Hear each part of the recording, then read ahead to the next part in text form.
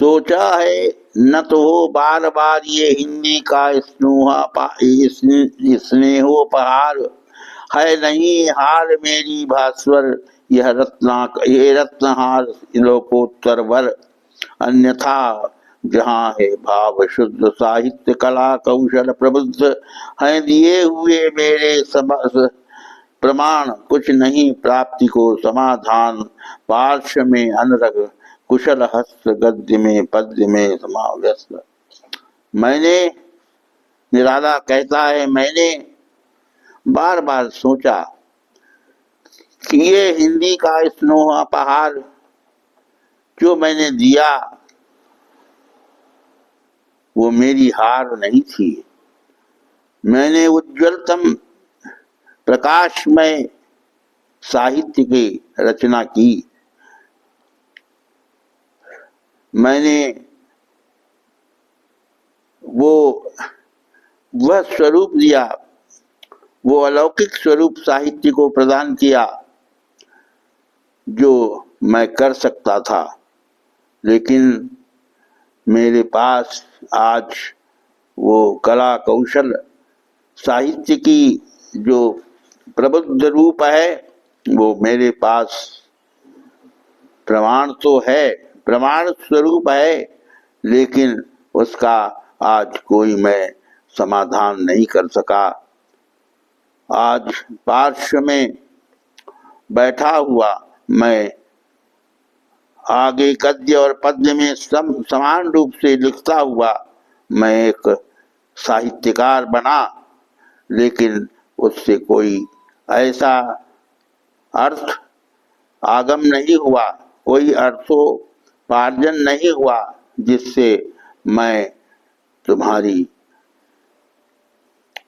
रक्षा कर सकता था, तुम्हारे जीवन को बचा सकता था, तुम्हें अच्छा पालन पोषण दे सकता था। वो मैं कुछ नहीं कर सका। यही मेरे दुख का परम कारण है। देखे थे हंसते हुए प्रबर, जो रहे देखते सदा समर। एक साथ जब शत शत घात पूर्ण आते थे मुझ पर स्थूल तूर्ण, देखता रहा मैं खड़ा अपल। वह शर क्षेप वह रण कौशल व्यक्त हो चुका चीत्कारोत्कल। क्रुद्ध युद्ध का रुद्ध कंठ फल, और भी फलित होगी ये छवि। जागे जीवन जीवन का रवि, लेकर कर कल तूलिका कला। देखो क्या रंग भरती विमला, वांछित उस किस लांछित छवि पर फेरते स्नेह की कुची भर। मैं हंसते हुए सदा समर में लड़ता रहा और कभी आघातों को मैं आघात नहीं माना।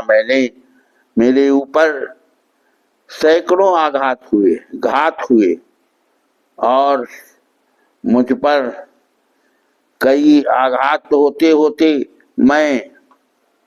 मुझे गिराने का प्रयास किया गया, असफल करने का प्रयास किया गया, परंतु मैं सदैव उस हजारों बाणों के आघात को सहता हुआ अपल रूप से, अर्थात सदैव खड़ा होकर उनके आघातों को सह करके भी कभी चीत्कार को व्यक्त नहीं किया, कभी रोया नहीं, कभी खोया नहीं। मैंने अपने क्रुद्ध युद्ध का रुद्ध कंठ फल मैंने देखा है, और आज वो छवि जो मेरे साहित्य की छवि है, साहित्यकार की छवि है, वो आज दिखाई दे रही है। परंतु आज मेरे जीवन से मेरी बेटी सरोज जा चुकी है। जीवन का सूर्य आज अस्त हो गया है मेरी, और मेरी तूलिका, मेरी कला, मेरी माँ सरस्वती का वरद हस्त आज कमजोर पड़ गया है। लेकिन मैं कमजोर नहीं हुआ हूँ, आज भी रहा हूँ और लड़ता रहूंगा। और इस तरह आघात को सहते हुए मैं इस तुम्हारी मृत्यु को सराहता रहूंगा कि तुमने प्रकाश को प्राप्त किया है, और मैं भी एक दिन इसी आघातों से मैं कभी तेरे पास आ सकता हूँ। अस्तु मैं उपार्जन को अक्षम कर नहीं सका पोषण उत्तम, कुछ दिन को जब तू ही रही साथ अपने गौरव से झुका माथ, पुत्री भी पिता गेह में स्थिर छोड़ने के प्रथम जीर्ण अजिर आंसुओं सजल दृष्टि की झलक पूरी न हुई जो रही कलक, प्राणों के कारणों में दबकर कैसी लग लग उदास में भर समझता हुआ रहा देख, हटती भी पथ पर दृष्टि टेक। मैंने अपने जीवन में अपने उपार्जन से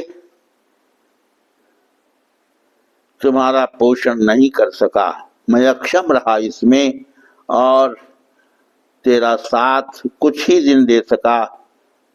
तू नानी के यहाँ पली बढ़ी, ज्यादातर तेरा समय नानी के पास व्यतीत हुआ, और जब विवाह हुआ उसके बाद तू अर्थ धन की क्षीणता से क्षीण होती गई, तेरा शरीर क्षीण होता गया, और एक दिन कुछ ही समय बाद, विवाह के कुछ ही वर्षों बाद तू सदा के लिए विदा कर गई।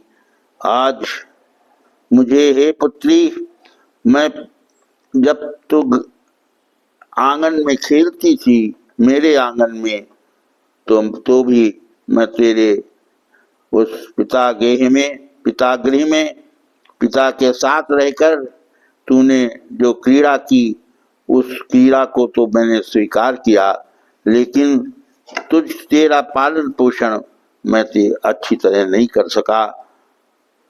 और आज जब विवाह हो गया, तेरा विवाह हो गया, तब मैंने सोचा कि मैं तुम्हारी आर्थिक रूप से मदद करता रहूंगा, लेकिन वैसा मैं नहीं कर सका। मैं सजल दृष्टि से तुम्हारी मृत्यु को देखता रहा, और उस धना भाव के कारण ही तेरे प्राण चले गए। मैं उसे कोई भी सहायता इलाज में नहीं कर सका, न किसी प्रकार की कोई मदद कर सका। तुम्हारे उस स्थिति में जब तेरा प्राणांत होना वाला था और तू संकटों से घिरी थी, अर्थ के अभाव में तेरा इलाज ठीक नहीं हो सका और वे सदा के लिए चली गई। आज मैं उस मार्ग को देखता हूँ तो मुझे बार बार तेरे लालन पालन का अभाव मैं स्वीकार करता हूँ, और तेरी मृत्यु के कारण को भी कम नहीं कर सका।